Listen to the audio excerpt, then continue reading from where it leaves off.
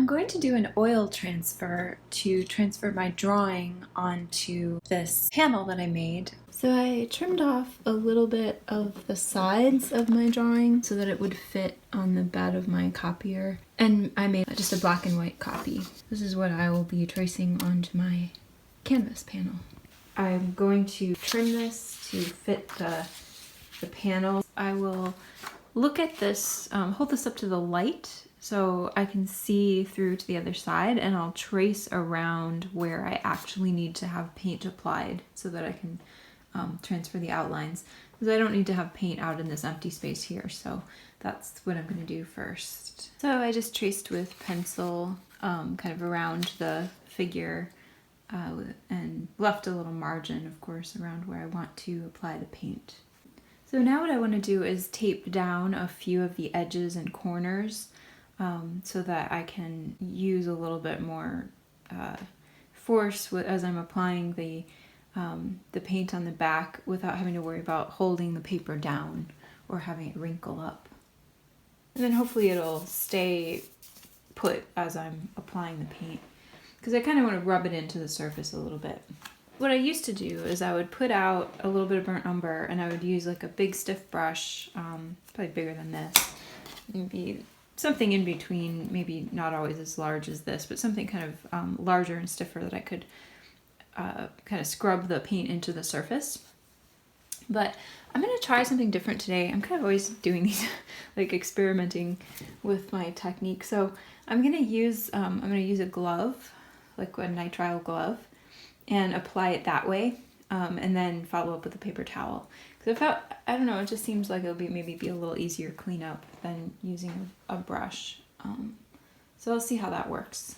So my thought, and we'll see how right I am, is that using the glove will help waste less paint, because a lot of it ends up getting absorbed into the brush, or even if you use a paper towel to initially spread it around into the paper towel or rag.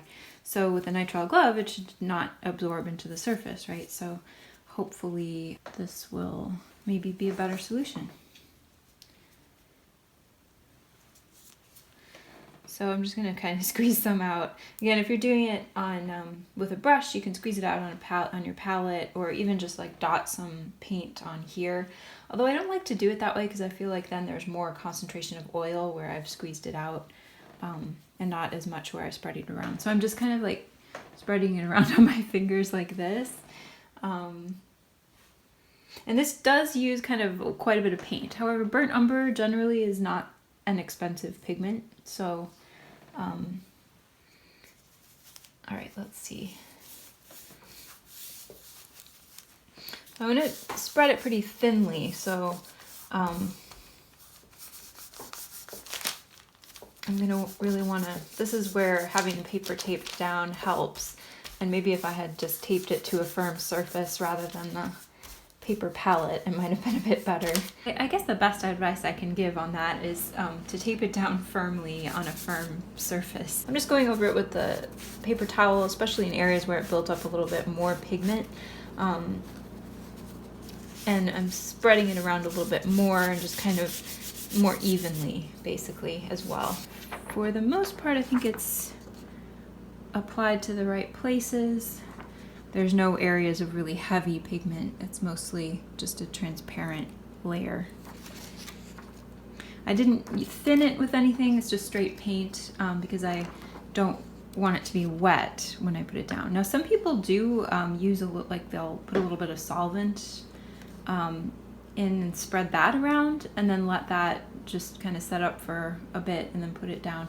All right, so now I'm just gonna line it up on the panel and kind of hinge it down so that while I'm doing the transfer, it's not going to be moving around on me and misaligning things. So now I'm going to do the transfer, and I have my drawing bridge here just to help me have a place to rest my hand without possibly pushing the paint into the surface.